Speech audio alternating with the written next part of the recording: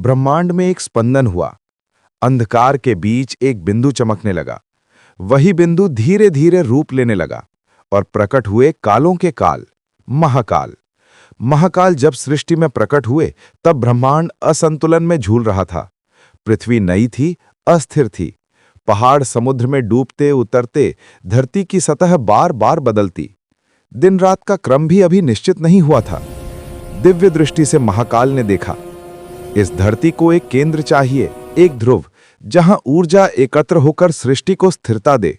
देवता, जिनका अभी अभी जन्म हुआ था, घबराए हुए थे। विष्णु ने आकर कहा, प्रभु, यदि पृथ्वी अस्थिर रही तो जीवन कैसे बढ़ेगा, रचना कैसे फलेगी? महाकाल बोले, जहां मेरा ध्यान बसेगा वही स्थान स्थिरता का मूल बनेगा। महाकाल ने एक स्थान चुना, निर्जन, शांत, पूर्ण निराकार। वो भूमि इतनी कोमल थी मानो अभी बनी हो। न कोई पर्वत, न कोई पेड़, न कोई जीवन। महाकाल ने वहां ध्यानस्थ होकर अनंत तपस्या आरंभ की। उनकी श्वासों से पर्वतों के बीज हवा में फैलने लगे। उनकी जटाओं से बहती दिव्य ऊर्जा ने दिशाओं को जन्म दिया, पूर्व, पश्चिम, उत्तर, दक्षिण। और उनकी आंखों की चमक से पृथ्वी धीरे धीरे रूप लेने लगी। युगों तक तपस्या चलती रही। फिर वो क्षण आया जब महाकाल ने आंखें खोली और ब्रह्मांड में गूंज उठा, ओम नमः शिवाय। उनकी तीसरी आंख से निकली एक दिव्य किरण सीधे धरती पर गिरी। धरती कांप उठी और उस स्थान पर पहली बार एक शिला प्रकट हुई। वो कोई साधारण शिला नहीं थी, वो थी कैलाश की आधारशिला। देवताओं ने आश्चर्य से देखा, ये पर्वत पृथ्वी का पहला स्थायी पर्वत होने वाला था। महाकाल ने जब अपने त्रिशूल को धरा पर स्थापित किया तो 3 कंपन उठे। पहला कंपन धैर्य का, दूसरा शक्ति का, तीसरा ज्ञान का। इन तीनों कंपन से पर्वत बढ़ने लगा, ऊंचा और ऊंचा, जब तक कि वो बादलों से भी ऊपर न पहुंच गया। सूर्य के प्रकाश से वो पर्वत चांदी की तरह चमकने लगा। चंद्रमा ने उसे अपनी शीतल छाया दी। वो बन गया कैलाश पर्वत, जहां समय तक ठहर जाए। पर पर्वत केवल पत्थर नहीं था, उसमें महाकाल की ऊर्जा धड़कने लगी थी। जब महाकाल ने अपनी जटाओं को खोला, उनमें से एक जटा कैलाश की चोटी को स्पर्श कर गई और पर्वत में चेतना जाग गई। उसके भीतर दिव्य नाद गूंजने लगे। उसके चारों ओर अदृश्य ऊर्जा चक्र घूमने लगे।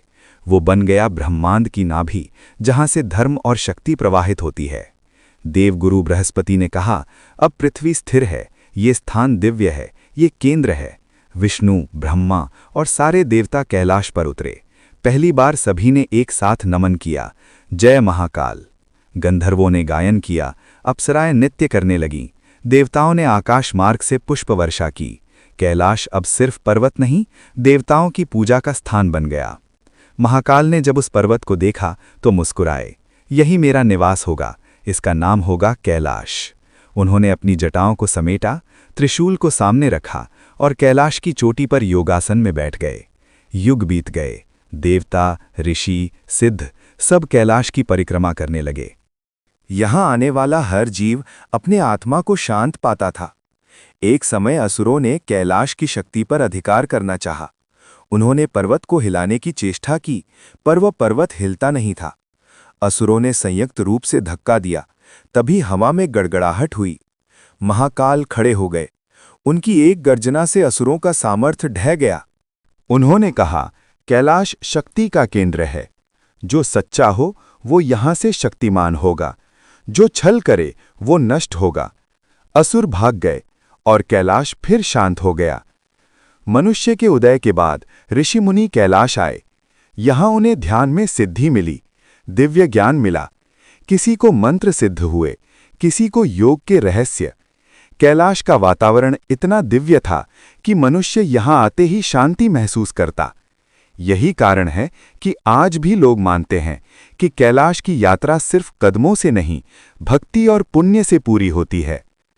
महाकाल ने पृथ्वी को संतुलन देने के लिए कैलाश की रचना की। उसमें चेतना, ऊर्जा, स्थिरता दी। और आज भी जहां जहां धर्म है, जहां जहां शक्ति है, वहां वहां कैलाश की ऊर्जा फैली है। कैलाश पर्वत सिर्फ पहाड़ नहीं, ये महाकाल की सांसों का स्वरूप है। काल का भी काल, शक्ति का भी स्रोत और भक्ति का भी केंद्र।